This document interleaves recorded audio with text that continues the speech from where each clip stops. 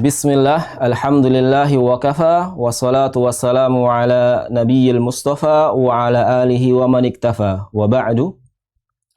Jika kita baca dan kita tadabburi, kita telah Al-Quran, maka kita akan mendapati bahwasanya di dalam ayat-ayat Al-Quran itu ada kemiripan-kemiripan.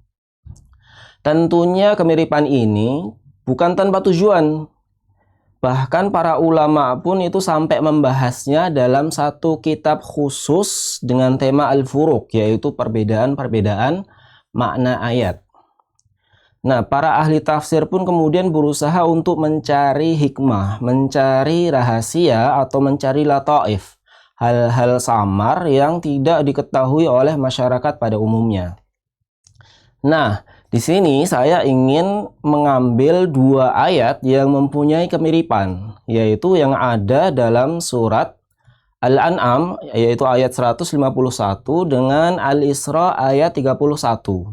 Bagi yang membawa Al-Quran atau di dekatnya ada Al-Quran, mushaf Al-Quran, silahkan dibuka, yaitu di surat Al-An'am 151 dan Al-Isra ayat 31. Di dalam ayat yang pertama, Allah berfirman, A'udzubillahi minasyaitonirrajim, wala taqtulu auladakum min imlaq. Nahnu narzuqukum wa iyyahum.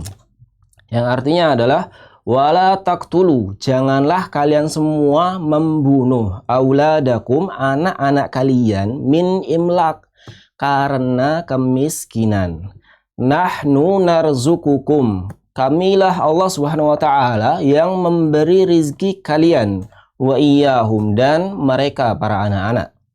Ini ayat yang pertama. Sementara ayat yang kedua mirip. Bunyinya adalah a'udzubillahi minasyaitonirrajim, bismillahirrahmanirrahim. Wala taqtulu auladakum khasyata imlaq. Janganlah kalian bunuh anak-anak kalian khasyata, karena takut kemiskinan. Nahnu narzuquhum wa iyyakum. Kamilah Allah Subhanahu wa taala yang memberi rizki mereka para anak-anak dan kalian. Mirip bukan? Tentunya ada tujuannya, ada perbedaannya dan ada tujuannya. Nah, di hadapan saya ada salah satu kitabnya, yaitu Mu'jamul Furuq di sini.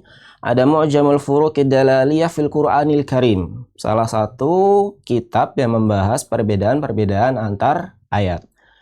Mu'jamul Furuq yaitu kamus perbedaan makna fil Qur'anil Karim. Ini adalah milik Dr. Muhammad Dawud. Mari kita simak bagaimana beliau menjelaskan dua ayat ini.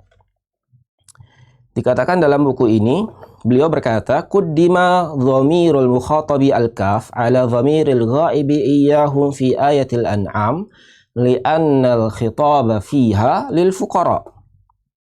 Jadi kata ganti kaf yaitu kalian.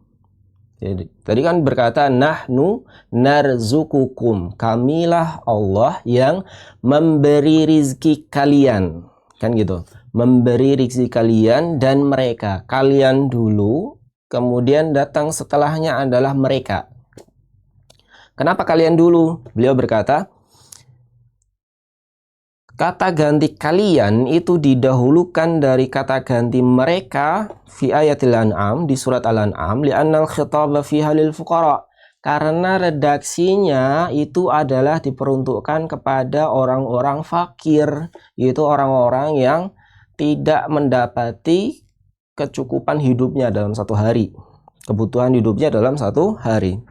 Nah, ini juga bisa kita fahami dari ayat yang berupa min imlaq, wala taqtulu auladakum min imlaq, nahnu narzuqukum wa iyyahum. Kan gitu ya. Min imlaq itu artinya karena kemiskinan. Karena kemiskinan. Itu berarti orangnya sedang dalam kondisi miskin, maka khitabnya atau redaksinya itu adalah untuk orang-orang fakir. Seolah-olah Allah ingin berkata, atau kurang lebih maknanya adalah, jangan bunuh anak-anak kalian karena kemiskinan. Kamilah Allah Subhanahu wa taala yang memberi rizki kalian. Kalian tidak perlu bingung, risau, galau, resah, hanya karena adanya anak gitu. Allah tahu kalau kalian itu sedang dalam kondisi miskin gitu. Tapi jangan kemudian dijadikan kemiskinan itu sebagai alat untuk mengakhiri hidup. Itu makna yang ayat yang pertama. Jadi fokusnya adalah untuk orang-orang fakir, kemudian jangan jadikan kemiskinan tersebut sebagai alasan untuk mengakhiri hidup para anak-anak gitu. Ini ayat yang pertama. Sementara ayat yang kedua, bagaimana beliau jelaskan? Di sini ayat yang kedua dikatakan, Quddima dhamirul ghaibin narzuquhum wa talahu dhamirul mukhatab wa iyyakum li'anna al-khitaba fiha lil aghniya. Jadi kalau di ayat yang kedua yang didahulukan adalah mereka terlebih dahulu. Kami memberi rizki kepada mereka, yaitu para anak-anak dan kalian. Kalau tadi kan kami memberi rizki kalian dan anak-anak. Kalau sekarang kami memberi rizki anak-anak dan kalian. Kenapa seperti itu? Li'annal khitaba fiha lil aghniya. Karena redaksinya diperuntukkan kepada orang-orang kaya, yaitu orang-orang yang bisa mendapati kebutuhan hidupnya atau bisa tercukupi kebutuhan hidupnya dalam satu harinya. Jadi ayat yang kedua ini fokusnya adalah untuk orang-orang kaya. Fahasuna an yubda'a birizqil aulad. Faqila lahum nahnu narzuquhum fala yusibakum faqrun bisababihim. Maka baik kalau redaksinya itu diawali atau didahulukan dengan hum terlebih dahulu, kemudian baru kalian. Anak-anak terlebih dahulu, kemudian baru kalian wahai orang tua. Kenapa ya? Fala yusibakum faqrun bisababihim. Agar kemudian orang-orang yang kaya itu tidak perlu risau atau takut kalau hartanya itu berkurang hanya karena adanya sang anak gitu. Jadi jangan jadikan anak-anak itu menjadi momok buat kalian atau menjadi hal yang bisa mengurangi harta-harta kalian. Enggak, kemudian mengakhiri hidupnya. Na'udzubillahi bin dzalik. Jadi kesimpulannya gimana ini? Kesimpulannya adalah bahwasanya perbedaan ayat ini adalah ketika Allah itu ingin mengajak bicara kepada orang-orang fakir, maka fokusnya itu adalah kepada orang-orang tua. Allah itu yang memberi rizki kalian wahai orang-orang tua yang sedang dalam kondisi fakir. Allah itu yang memberi rizki kalian, bukan yang lainnya. Jadi kalian tidak perlu takut untuk bagaimana caranya menghidupi anak-anak. Dan jangan kalian sekali-kali jadikan kemiskinan itu sebagai alasan untuk mengakhiri hidup sang anak. Gitu.